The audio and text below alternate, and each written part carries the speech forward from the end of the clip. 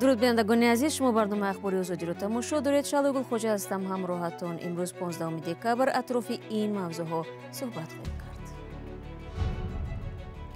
хонаводаи қурбонии садамаи маргбор дар вилояти Суғд аз оилаи паҳлавонони Уступировҳо ҷуброн талаб дорад. Onam asıl bir tariki mi yakın nadonam çıkış digim xossi xudo qilim kori shudagich. вакилони маҷлиси намояндагон сӯзишномаи истирдод миёни Тоҷикистон ва Маҷористонро ба тасвиб расониданд. устое ки дар як хонаи танг доираҳои бузург месозад ва ё чӣ гуна муроҷиатҳои сокини Кӯлоб барои ҷудо кардани замин ба хотири бунёди устухона натиҷа надодааст. ҳамагӣ 2 соти хай. ман шукри худо соҳиби 4 бачача чӣ харидем.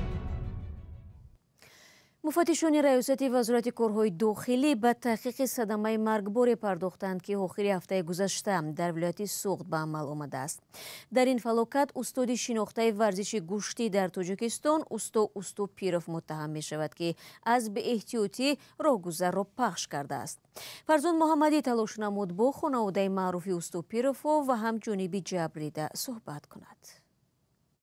мақомот усто Уступиров падари паҳлавони шинохтаи тоҷик Комроншоҳи Уступирёнро дар як садамаи нақлиётӣ ки бар асари он сокини 50-солаи Суғд ҳалок шудааст гумонбар медонад. ҳодиса шоми 10 декабр дар шоҳрои Душанбеи Чаноқ, инҷо наздикии пули Дӯстӣ маъруф ба мости Хитой, ҳудуди ҷамоати ёваи ноҳияи Бобоҷон Ғафуров рух додааст. ва ба гуфтаи мақомот усто Уступиров ронандаи мошини Kia Sportage ин сокини Хуҷандро зер кардааст. дар риёсати вазорати корҳои дохилӣ дар вилояти Суғд ба радиои Озодӣ гуфтанд ки усто Уступиров пиёдагард Баҳром Ҳоҷиеви 50-соларо ки аз тарафи рост ба чапи роҳ мегузашт пахш кард. ба гуфтаи мақомот дар натиҷа пиёдагард аз захмҳои бардоштааш вафот кардааст. дар роҳе ки садама рух додааст аломати роҳи пиёдагард дида намешавад ва маълум нест ки Баҳром Ҳоҷиев чаро аз ин қисмати роҳ убур кардааст. рӯзи 15 декабр бо пайвандони усто Уступирён дар манзили зисти шахси фавтида вохӯрдем. онҳо ба хонаводаи шахси фавтида кӯмаки молӣ карданд, вале нахостанд бо мо суҳбат кунанд. Баҳодур Ҳоҷиев писари Баҳром Ҳоҷиев дар суҳбат ба радиои Озодӣ гуфт ки он шом интизори бозгашти падараш аз кор буданд. ӯ дар корхонаи Само ба ҳайси устои василаҳои барқасонӣ кор мекардааст. ин хонавода ҳоло барои марги падараш ҷуброн талаб дорад. Onam asıl bir tariki mi yakın nadonam çıkış digim xossi xudo qilim kori shudagich. Akım ayonash hemen ki hemen hodisi shudagi padarashon guftan ki in kora man qildik va odam o'zi holatshon bad budas. Pisaronshon omdan xey guftan ki banisi xoraftan sana mufti malash naqshvan va shon biyon xudo xayrit etsin.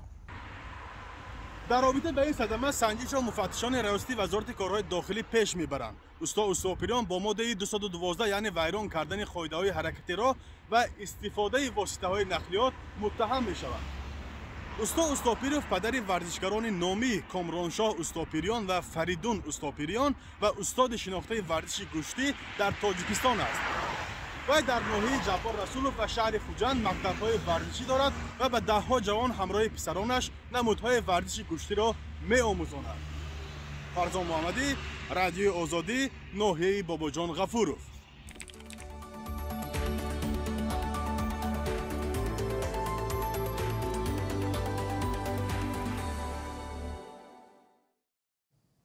Тоҷикистону Маҷористон барои истирдоди ҷинояткорон ё афроде ки дар таъқиби ҷиноӣ қарор доранд ба созиш расиданд. вакилони маҷлиси намояндагони Тоҷикистон субҳи имрӯз дар ҷаласаи навбатии худ аз тарҳи ин созишнома якдилона ҷонибдорӣ намуда ҳадаф аз онро рушди ҳамкории миёни кишварҳо номиданд. вале коршиносон аз ҳоло тахмин мезананд ки ҳукумати Тоҷикистон бо истифода аз ин санад мехоҳад даҳони мухолифони сиёсии худро бандад, онҳоро зери фишор қарор дода ба кишвар баргардонад. тафсилот дар гузориши Алишер Зарифӣ ва Барод Юсуфӣ. پارلمانی تاجیکستان سازشنامه استرداد میان تاجیکستان و مجاریستان را به تصویب رساند. این نخستین سازشنامه استرداد میان تاجیکستان و کشورهای اتحاد اروپا است. دلشاد طلبکزاده معاون دادستان کلی تاجیکستان ضمن معرفی طرح سازشنامه هدف آن را تقویت همکاری در بخش استرداد طرفین جنایتکاران و افراد در تعقیب قرار داشته عنوان کرد. غیر از این شرطنامه نامبرده با مقصد مبارزه با ضد جنایتکاری در سطح ترانسملی به جنایتکاران ندادن امکانیت از جوابگری دور ماندن به طور دخلدار تامین کردن حمایت حقوق و آزادی‌های شهروندان جمهوری تاجیکستان آماده و به امضا رسانیده شده است. با قول دلشاد طلبکزاده تصویب سازشنامه استرداد میان تاجیکستان و مجاریستان پیامد منفی سیاسی و یا اجتماعی ندارد. همزمان باید قید نمود که طبق شرطنامه استرداد به عمل برآورده نمی شود اگر طرف درخواست شونده جنایت را همچون جنایت سیاسی اعتراف کند یا برای گمانی از جانب درخواست کننده با مقصد همچون جنایت سیاسی اعتراف کند یا برای گمانی از جانب درخواست کننده با مقصد تعقیب برای نژاد، مذهب، ملت یا عقیده سیاسی درخواست کردن استرداد اساسی کافی داشته باشد. هرچند وکیلان پارلمان تاجیکستان هدف از تصویب سازشنامه استرداد با مجاریستان را فشار به مخالفان حکومت نمیدانند، اما کارشناسان نظری دیگر دارند.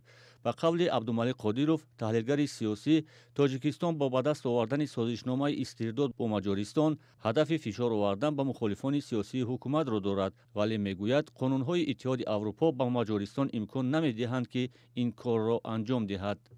قانون‌هایی که از جانب خود اتحاد اروپا قبول کرده میشد اونها نسبت به قانون‌های داخلی کشورها ولایت دارند و به این خاطر گمان نکنند که مجاریستان تواند به رضایت ساختارهای عمومی اروپایی این کار را کند. پارلمانی تاجیکستان همچنین در این جلسه خود سازشنامه‌ای به یکدیگر سپاریدن محکوم شدگان با مجاریستان را تصویب کرد. حالا تاجیکستان و مجاریستان در کشورهای همدیگر محبوسان ندارند. شما برنامه اخباری آزادی را تماشا دارید و من موضوع را ادامه میدیم. بر رویخط شهروندان قزاقستان که احتمال می رود هدف برنامه اسرائیلی جاسوسی پگاسوس قرار گرفتن نامهای نو اضافه شد. سازمان بین المللی حقوق بشر امنستی اینترنشنال معلوم کرد که تلفن های دست کم 4 فعال حرکت جمعیتی اویان قزاقستان رخنه شده است. برنامه پگاسوس امکان دارد توسط پیامک های عادی وارد تلفن شده معلومات را رباید و مکالمه ها را بخواند. گزارش تلویزیونی نستایش وریمه در این زمینه را طاهری سفر تقدیم میکند. جنجال نرم افزار جاسوسی پگاسوس که بعد تلفن‌های موبیلی راه یافته است تا تابستان امسال ادامه دارد. هر دفعه متخصصان نام آدمانی را آشکار میکنند که خدمات مخصوص از پس آنها جاسوسی کردند. اگر در آغاز نام منصبداران بلندپایه، حامی حقوق و روزنامه‌نگاران اعلان شد، حالا نام فعالان مدنی هم رو زده است. عزت ابیلسیت یکی از آنهاست.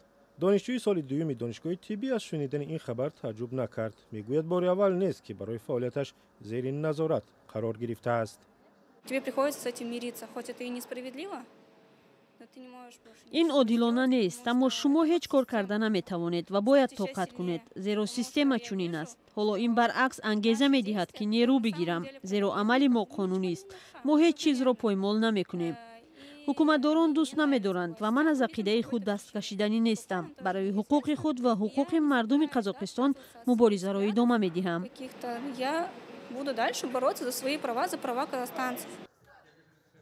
نام دیگر در روی خط دیمش الجانوف است. سیاستشناس و نماینده جنبش اویان قزاقستان میگوید از دیر باز پی می‌برد که از پسش جاسوسی می‌کنند. شبهه‌هایش بعد یک اعلان شرکت اپل تصدیق شد. شرکت گفته است که تلفن او شاید توسط پگاسوس نظارت شده باشد. در این حالت نه تنها فعالان سیاسی و یا مخالفین آسیب پذیرند. در این رویخط در اول رئیس جمهوری فعلی و هم شماری از افراد شامل بودند که با مقام‌های بلندپایه قزاقستان ارتباط دارند. من فکر میکنم که این برای تمام جامعه خطر ایجاد میکند. آدمان معلومات شخصی خود را محافظت کردن نمیتوانند. با گفته متخصصان خارجی در مجموع در روی خط قزاقستانی پگاسوس بیش از 2000 نام از جمله نام پرزیدنت قاسم جمعت توقایف، سروزیر اسکر مامین و شهردار الماتا بقیتجان ساگینتویف جای دارد. بسیاری از نامها تا حال معلوم نیست. عین زمان عفو بین الملل مقامات قزاقستان را به جاسوسی متهم کرده خواسته است که حقوق شهروندان خود را پایمال نکند. این قضیه باری دیگر ثابت میکند که حکومت‌ها در سراسر جهان نرم افزار جاسوسی را انتخاب میکنند. هدف آنها خاموش کردن فعالان جامعه و پخش نمودن مخالفان است. کشورهای سراسر جهان باید فوراً به صادرات، فروش و استفاده تجهیزات نظارتی الکترونی مراتوری جاری کنند تا آن دمی که چهارچوبه معیاری عمومی مطابق به حقوق انسان عملی شود. مقامات قزاقستان جنجال جاسوسی با نرم افزار پیگاسوس را شرح نمیدهند. تابستان امسال خدمات مطبوعات حکومت گفت مسئله را بررسی دارند ولی تا حال چیزی دقیق نگفتند. جالب آن است که تهیه‌گران پیگاسوس میگویند در قزاقستان مقامات فرمایشگری جاسوسی بودند، در حالی که در دولت‌های دیگر احتمالاً خدمات مخفی کشورهای رقیب سیاستمداران را جاسوسی می‌کردند. برمیگردیم به تاجیکستان. یک روستای کلوبی با ساختن دایره‌های بزرگ اصلا یک رویه نوی به مانند دایره نوازی دست جمعی را بنیاد کرده است. دایره‌های عظیمی او نه تنها در تاجیکستان بلکه در خارج کشور نیز خریدار دارند. این هم در حالی است که این روستای جوان برای دایره سازی شرایط مساعد ندارد و گذشته از این به فرزندان خردسالش نیز میتواند بی خطر نباشد. محمود جان رحمتزاده موضوع ادامه می‌دهد.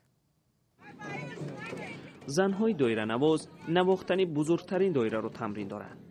دست جمعی دایره زدن برای آنها تجربه نو است. این سیومی دایره ساخته اوستا سینودیر است که آن را بزرگترین دایره در منطقه می‌دانند. دایره‌ای که 1/80 با مثل او دایره در جهان دیگر نیست. ساختیم در سال رشد سیاحی در بودشوی سال رشد سیاحی و در 30 سالگی با محترم جناب بولی توفاش کردیم. برای ساختن دایره رکوردی سینودیر حیدروفی 33 ساله 1 سال آمادگی دیده است. سینودیر برای یافتن پوست گاوی بزرگ چندین منطقه ها را گشته است. بعد پیدا کردن پوست آن را در 2 ماه ساخته به استفاده داده است. مهنت سینودیر را هم پرزیدنت با 15,000 سومانی قدر کرده است. دایره سیومی که او ساخته است بزرگتر از 2 دایره قبلیش است. هنرمند شب و روز برای تکمیل هنرش تلاش دارد ولی شکایت دارد که هنرش در کلوب قدر نمی شود. گله او هم در آن است که در یک خانه تنگ هم زندگی و هم استاگری می کند.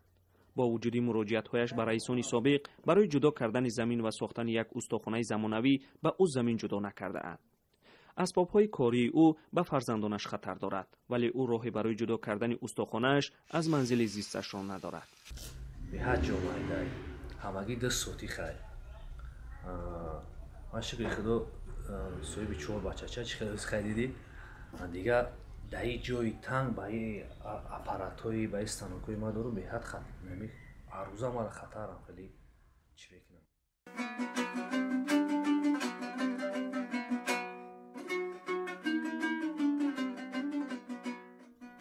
سال 2018 رادیوی آزادی از ساختن دومین دایره بزرگ سینودیر گزارش داده بود. بعد این گزارش یک گروه فرهنگدوستان از روسیه به او تجهیزات‌های اوستاگی تقدیم کرده اند. حالا این تجهیزات‌ها کار سینودیر را آسان کرده است.